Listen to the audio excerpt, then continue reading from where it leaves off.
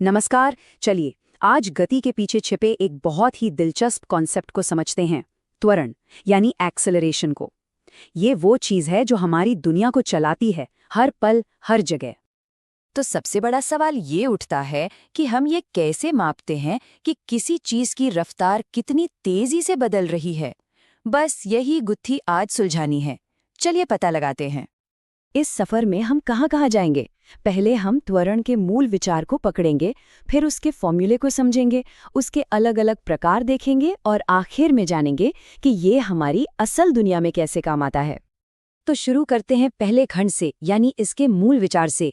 देखिए, त्वरण सिर्फ एक भारी भरकम साइंटिफिक शब्द नहीं है। ये एक ऐसा एहसास है जिसे हम सब हर रोज महसूस करते हैं। अगर साइंटिफिकली कहें तो त्वरण वो दर है जिससे किसी चीज का वेग यानी वेलोसिटी समय के साथ बदलती है। आसान भाषा में ये इस बात का माप है कि कोई कितनी तेजी से रफ्तार पकड़ रहा है या कम कर रहा है। सोचिए, जब ट्रैफिक लाइट हरी होती है और गाड़ी आगे बढ़ती है, बस वही है त्वरण। ठीक है, तो इसका मतलब तो समझ आ गया, लेकिन सवाल ये है कि इसे नापे कैसे। फिजिक्स में हर चीज को नंबरों में मापा जाता है और इसके लिए भी हमारे पास एक बहुत सटीक फॉर्मूला है। और ये रहा वो formula, A = delta V upon delta T। देखने में शायद थोड़ा मुश्किल लगे, पर है बहुत सीधा। यहाँ A का मतलब है त्वरण, डेल्टा V मतलब वेग में कितना बदलाव आया और डेल्टा T मतलब समय में कितना बदलाव आया। चलिए इसे और भी आसान बनाते हैं। वेग में बदलाव यानी डेल्टा V का सीधा सा मतलब है आखिरी रफ्तार v में से शुरुआती रफ्तार u को घटा देना। तो फॉर्मूला बन जाता है a = v - u divided by delta t। ये हमें साफ साफ बता देता है कि हर सेकंड रफ्तार में कितना बदलाव आ रहा है। लेकिन कहानी यहाँ खत्म नहीं होती। त्वरण सिर्फ रफ्तार के बारे में नहीं है, ये दिशा के बारे में भी है। और इसी आधार पर इसके 3 मुख्य प्रकार होते हैं। सबसे पहला है धनात्मक त्वरण, मतलब जब रफ्तार बढ़ रही हो, जैसे गाड़ी का एक्सेलरेटर दबाना। दूसरा है ऋणात्मक त्वरण, जिसे हम मंदन या डीसेलरेशन भी कहते हैं। इसका मतलब है जब रफ्तार कम हो रही हो, जैसे ब्रेक लगाना। और तीसरा वो है शून्य त्वरण, जब रफ्तार बिल्कुल स्थिर हो, एक समान, जैसे हाईवे पर क्रूज कंट्रोल पर चलती हुई गाड़ी।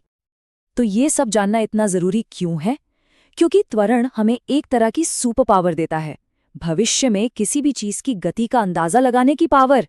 ये हमें बताता है कि कोई चीज आगे जाकर कहाँ होगी और कितनी तेजी से चल रही होगी। जरा इस फॉर्मूले को देखिए, v = u + at।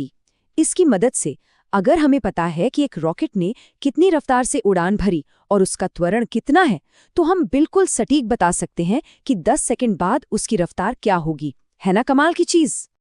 और बात सिर्फ रफ्तार की नहीं है, हम दूरी का भी पता लगा सकते हैं। ये दूसरा फॉर्मूला S = ut + ½ at², ये बताता है कि वो चीज़ एक तय समय में कितनी दूर जाएगी।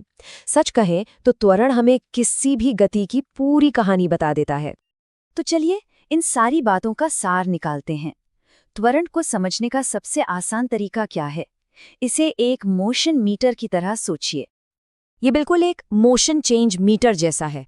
ये दिखाता है कि कोई चीज़ कितनी जोर से पेडल दबा रही है, यानी धनात्मक त्वरण, या फिर कितनी जोर से ब्रेक लगा रही है, यानी ऋणात्मक त्वरण। ये एक बहुत ही सरल लेकिन गहरा आइडिया है।